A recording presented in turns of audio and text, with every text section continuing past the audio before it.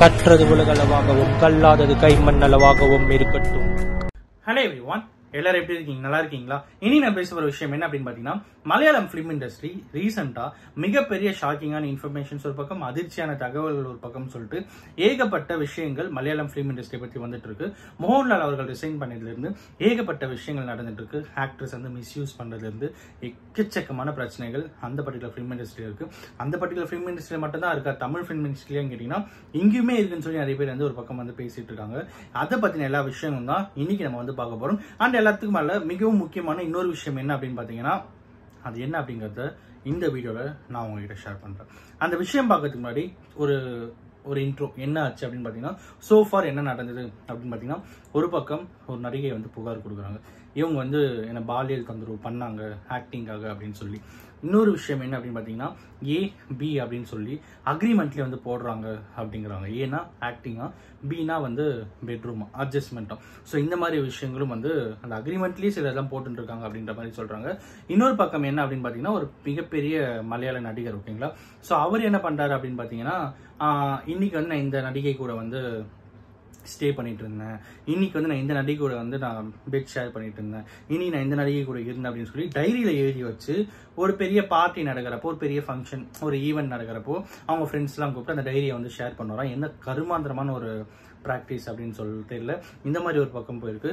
இன்னொரு பக்கம் என்ன அப்படின்னு பாத்தீங்கன்னா, ஹேண்ட் ஷேக் பண்ணும்போது ஹேண்ட் ஷேக் பண்ணி உள்ளங்கையை டச் பண்ணா அந்த பர்டிகுலர் ஆக்டரோ ஆக்ட்ரஸோ அவங்க வந்து பெட்டுக்கு கூப்பிடுறாங்க அப்படின்னு சொல்லிட்டு சிம்பாலிக்கா அர்த்தமா.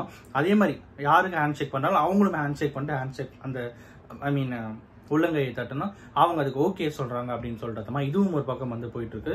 இன்னும் பெரிய விஷயங்கள் என்ன அப்படின்னு பாத்தீங்கன்னா, அப்பெல்லாம் ஓகேங்களா, ஒரு மிகப்பெரிய ஆக்டர், அவர் யாரு அப்படின்னு பாத்தீங்கன்னா, பேரை சொல்ல விரும்பல, ஓகேங்களா.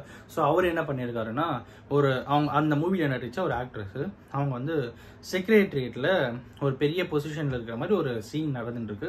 அதுக்கப்புறம் அந்த ஆக்ட்ரஸ் ரெஸ்ட் ரூம் போயிருக்காங்க. ரெஸ்ட் ரூம் போயிட்டு வெளியே வரும்போது திடீர்னு ஹக் பண்ணிட்டாராம். திடீர்னு ஹக் பண்ணி கிஸ் பண்ணது அவங்க வந்து ரொம்பவே வந்து டென்ஷன் ஆயிருக்காங்க. ஸோ அதுக்கப்புறம் என்ன அப்படின்னு கேட்கும்போது, எனக்கு இந்த இடத்துல அப்பார்ட்மெண்ட் இருக்கு, நீ ஓகேன்னு சொன்னா நிறைய ஃபிலிம் சான்சஸ் நான் உனக்கு வாங்கி தரேன் அப்படின்ற மாதிரி அந்த பர்டிகுலர் ஆக்டர்ஸ் கிட்ட பார்கெயின் பண்ணியிருக்காரு அப்படிங்கிற விஷயங்களும் வெளியே வருது. இதை எதிர்த்து நிறைய பேர் வந்து குரல் கொடுத்திருக்காங்க. பாவனா அவர்கள், ஆக்ட்ரஸ் பாவனா அவர்கள். ஸோ அவங்களுக்கு நடந்த பாலியல் தொந்தரவுன்னு சொல்லிட்டு அவங்க அதை எப்படி ஃபேஸ் பண்ணாங்க, அப்புறம் அவங்க எப்படி ஒரு மிகப்பெரிய அப்ளாஸ் அவங்களுக்கு வந்து கிடைச்சது. அந்த அப்ளாஸ் அவங்களுக்கு கிடைச்சதுக்கான காரணமே வந்து அவங்களுக்கு கிடைச்ச ஃபேமிலி சப்போர்ட் தான். எங்க எனக்கு பாலியல் தொந்தரவு வந்துருச்சுன்னு சொல்லிட்டு ஃபேமிலி போய் சொல்லும் போது, நீ தானே அந்த இண்டஸ்ட்ரி சூஸ் பண்ண, நீ அனுபவிச்சுன்னு சொல்லி அவங்க யாருமே சொல்ல, நாங்க உனக்கு சப்போர்ட் பண்றோம், நீ வந்து அதுல இருந்து எப்படின்னா வெளியே வா, நாங்க உனக்கு சப்போர்ட் பண்றோம், நீ என்ன பண்ணியோ பண்ண, தைரியமா பண்ணு, நான் உனக்கு இருக்கேன்னு சொல்லி அவங்களோட அப்பா அம்மா சொன்னதுல இருந்து, அவங்களோட ஃபியூச்சர் ஹஸ்பண்ட், அன்னைக்கு மேரேஜ் ஆகல, அவங்களோட ஃபியூச்சர் ஹஸ்பண்ட் அவங்களுக்கு சொன்னதுல இருந்து இவ்வளவு பெரிய சப்போர்ட் கிடைக்கும் போது அவங்க போல்டா வெளியே வந்து பேசி அதுக்கப்புறம் பப்ளிக் கிட்ட ஏகப்பட்ட ரெஸ்பான்ஸ் கிடையாது. அதன் அடிப்படையில அவங்க அதுக்கப்புறம் வந்து ரம்யா நம்பீசன் அவர்கள், அவங்களோட ஃப்ரெண்ட் எல்லாருமே சேர்ந்து, என் ஃப்ரெண்டுக்கு இந்த மாதிரி ஒரு அநீதி நடந்திருக்கு, இதுக்குன்னு தனியாக ஒரு கமிட்டி ஃபார்ம் பண்ணணும் அப்படின்னு சொல்லி ஒரு கமிட்டியை ஃபார்ம் பண்றாங்க. அந்த கமிட்டியில மிகப்பெரிய ஆக்டர்ஸோடைய லிஸ்ட்டும் அதுல வந்திருக்கு அப்படிங்கிறதும், எல்லா ஆக்டர்ஸுமே அமைதியா இருக்காங்க. ஒருவேளை எங்க நம்மளோட பேர் அது இருக்குமான்னு சொல்லிட்டு எல்லா ஆக்டர்ஸும் அமைதியா இருக்காங்க. ஒரு விஷயங்களும் வந்து சோசியல் மீடியால போயிட்டு இருக்கு. ஸோ இதுதான் அங்க நடந்துட்டு இருக்கிற ஒரு மிகப்பெரிய இஷ்யூ. ஸோ இவ்வளவு பேசுறோம்ல, இவ்வளவு பண்றோம், இவ்வளவு பார்க்கறோம், எல்லாமே தாண்டி ஒரு சின்ன விஷயம் நான் உங்ககிட்ட வந்து சொல்லணும் அப்படின்னு சொல்லிட்டு ஆசைப்படுறேன். அது என்னன்னா, இப்போ நம்ம வீட்லயும் விமன் இருப்பாங்க, அவங்க வந்து ஒர்க்கு போற ஒரு விமனா இருப்பாங்க. ஸோ அவங்க வந்து ஒர்க்ல போகும்போது இல்லைன்னா சோசியல் மீடியா யூஸ் பண்ணிட்டு இருப்பாங்க. ஒரு சோசியல் மீடியா யூஸ் பண்ணும்போது அதுல ஏதாவது ஒரு ரிக்வஸ்ட் கொடுத்து அதுல ஏதாவது பையன் வந்து தப்பா பேசினா உடனே நம்ம என்ன பண்றோம் அப்படின்னா, நம்ம வீட்டுல இருக்கிற பெண்ணை வந்து திட்டுவோம். நீ தானே வந்து, உனக்கு எதுக்கு தேவையில்லாத வேலை, நீ எதுக்கு இதெல்லாம் போயிட்டு இருக்க, நீ இதுல போறதுனால தான் அவன் வந்து உனக்கு ரெக்வஸ்ட் கொடுக்குறான். அந்த நாய் ரெக்வஸ்ட் கொடுக்குறதுலாம் இங்க வந்து தெரியாது. இவங்க ஏன் இதை பண்ணாங்க அப்படின்னு சொல்லி கேட்கிற ஆண்கள் தான் ஒவ்வொரு வீட்லயுமே அதிகமா இருக்கும். இது வந்து மாறணும். அவங்களுக்கான ஃப்ரீடம் அப்படிங்கிறது வந்து வேற.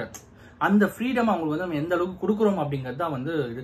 அதுலயும் எல்லாருமே அவங்க மேல இருக்கிற நம்பிக்கை. என்னடா இது, வெளியே இருக்கிறவங்க தான் தொந்தரவு பண்றாங்கன்னா நம்ம வீட்டுல இருக்கவங்க நமக்கு சப்போர்ட் பண்ண, நம்ம ஃபேஸ் பண்ணலாம் அப்படிங்கிற ஒரு இன்டென்ஷன் அவங்களுக்கு போது, அந்த சப்போர்ட் அவங்களுக்கு கிடைக்கலன்னா அவங்க ரொம்பவே மன வருத்தம் ஆவாங்க அப்படிங்கிறது தான் வந்து லிட்டரலி ட்ரூ திங். அவங்க எங்கன்னா வேலைக்கு போவாங்க, அங்கே அவங்களுக்கு என்ன செக்ஷுவல் அசால்ட் நடந்திருக்கு அப்படின்னா வீட்டில் வந்து சொல்லும்போது ஒன்னையும் வேலைக்கு போக சொன்னா, நீ வேலைக்கு போனதாலும் இந்த மாதிரி ஆகுது அப்படின்னுவாங்க.